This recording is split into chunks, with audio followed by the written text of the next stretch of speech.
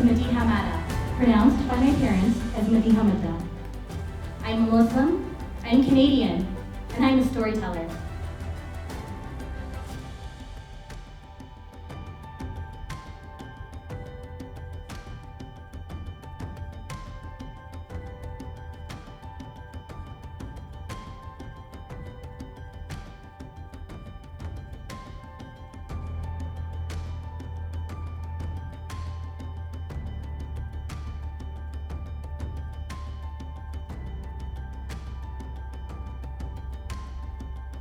The Silk Road was renowned for its flow of not only goods, but also culture, tradition, ideas, and languages. And isn't art stories a way to do just that? I wanted to create a space that would allow us to come together to learn about the past, reflect on the present, and build together a future. These values of connecting, reflecting, practicing gratitude, and leaving things better than I found them are central to my identity as a Muslim and as a Canadian. And I'm sure that many of you feel the same. Canada is the only home that I have ever known. My father immigrated here 51 years ago from South Asia, and with him he brought his faith. For him, and for many Muslims, Islam is not just a religion, it's a deen, which means a way of life. I understood from an early age that Islam didn't just belong to one group of people, and that there was no one way to be Muslim. Being Muslim in Canada gave me the freedom to learn this faith on my own terms and at my own pace, and make a conscious choice and commitment to practice it. And while I am grateful to live here as a Canadian Muslim, I am humbled to acknowledge that I am the child of settlers. In Canada, between 2016 and 2021, more Muslims were killed in targeted hate attacks due to Islamophobia than any other G7 nation. Sometimes you don't know how deeply something affects you. So while it's disturbing and disheartening, research tells us that Islamophobia, like any kind of abuse, continues to grow in silence. So we are here today to challenge and celebrate the Islamic heritage through storytelling.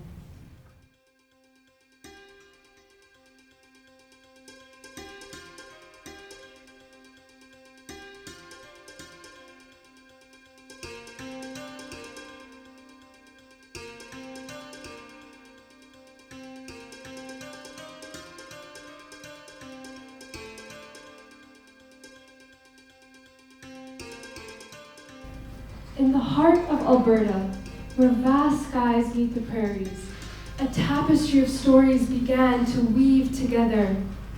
It begins with the establishment of the El Rashid Mosque on December 12, 1938, of new journeys that would resonate through the land. Among them was Afali Abu Chadi, a man whose journey was as remarkable as the dreams he chased. Ali, born in Lebanon in 1892, arrived to Canada as a penniless 12-year-old boy in 1905. Life was full of struggles, yet his spirit was unbreakable. As the 1950s approached, the desire for more and more places of worship grew stronger within the community. Larry Shabin, a man born in the small town of Hana in 1935. Larry was the first Muslim cabinet minister of Canada from 1979 to 1982. He carried the aspirations of many, breaking barriers and opening doors for future generations. These stories, filled with struggle and rich with triumph, are the threads that bind the Muslim community together. I work hard to translate the values I learned in the mosque, such as respect, integrity, and honesty, outside of the mosque as well, and be conscious of my actions.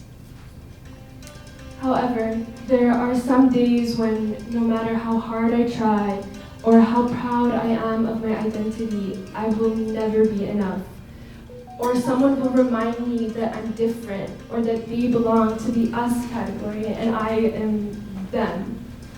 Incidents like the time when I was at my friend's house for a backyard party, and her neighbor told us that we're in Canada now, even though we were all born here, or that we don't have to wear that thing here. Or the time when I was standing in front of my school and a group of boys from behind me yelled, "We hate Muslims." Incidents like this continue to haunt haunt me and make me feel unsafe in the city that I call home.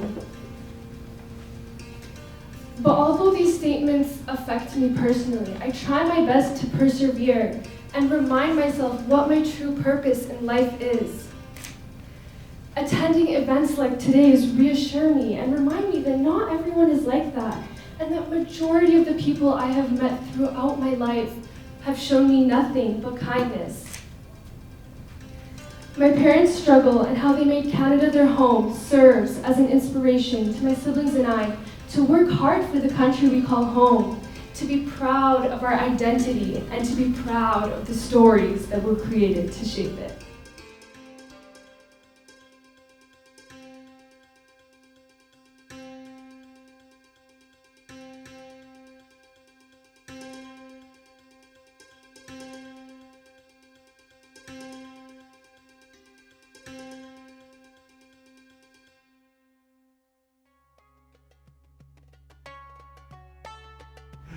Sheikh Darwish is a simple man who has a store in a famous souk, Al-Attarin. I asked, is there anyone here has not heard about this famous souk, Al-Attarin? For sure, some people they don't know. Well, I will tell you. The Souk al-Attarin is a roofed market located in Old Jerusalem between the butcher's market and the jewelry market. Now its roof has many windows, allowing sunlight to stream through and dance upon the various goods for sale. يا مرايتي يا مرايتي حلاوة قمرة ولا حلاوتي يا مرايتي يا مرايتي. One day, as Qamara was cleaning the house, she lit some bakhur, and then she reached for her mirror, a crack running down its center, and she looked into it and she asked, "Mirror, mirror, in my hand, who is the most beautiful in this land?" There is no girl more beautiful than قمرة. شوف عريف جنة، وخصوصي إنه قمرة كبرت وصارت صبية وكل يوم بيزيد جمالها عن يوم، فصارت تشكي لأبوها يا شيخ درويش بنتك عملت. Qamara walked a far distance, crossing rivers and seas, until she arrived in a forest. And in the middle of that forest stood a majestic castle. Unable to resist, Qamara walked into the castle. And what did she find? A long table set with 40 chairs, 40 plates, 40 spoons, 40 bowls, and 40 pieces of bread. مين أحلى وحدي بالقدس كلها؟ ببلاد الشام والعالم العربي، من بغداد لتطواني، من بيروت للقدس، ومن القدس للشام لدمشق للعالم كله. The next day, عريفي started to ask the mirror, mirror, in my hand, who is the most beautiful in all this land, in all of Jerusalem? And the mirror answered, no one is more beautiful than Qamara or Yasmina. And as Qamara grew closer, Arifi poked that poison hairpin into the side of Qamara's head.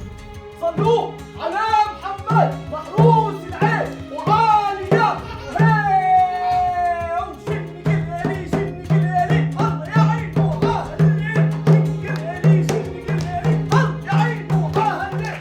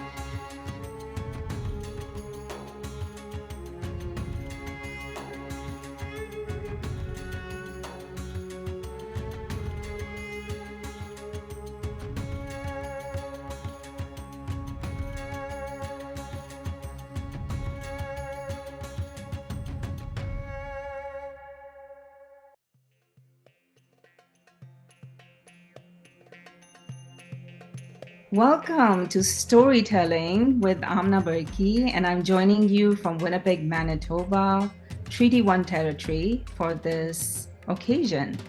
This is a story from the 13th century. Long time ago, Mullah Nasruddin worked as an imam or a preacher of a small local community near the city of Bukhara. And he was content, he was happy meeting the needs of his local community. The next day, instead of going to work, Hoja took his small grey donkey and he rode the streets of his small town near the city of Bukhara. And he kept thinking, what could I do? What could I do to solve this problem? And he put a large banner that she had written, Seller of Wisdom on. And he started yelling out, Seller of Wisdom, come and buy your wisdom from me. Seller of Wisdom, everyone, come, welcome. Well, Hoja had no luck selling wisdom. But one day, the great Tamerlane, or Amir Taimur, was on his way to the city of Bukhara, and he stopped in the town of Nasruddin. And when he saw Nasruddin selling wisdom, he came to him and he said, Nasruddin, what's going on? And Nasruddin said, I am now a merchant. I am a seller of wisdom. Would you like to buy some? Tamerlane just tossed a coin towards him. Hoja presented him with that earthenware. Tamerlane plunged his hand in and drew out a scroll, and he opened it. But Tamerlane was smiling, and he said, Hoja, Nasruddin, because of you, I am still alive, because of the wisdom that you're passing along to people. I want you to take this gold, and you will never ever charge for wisdom, because no one should buy wisdom.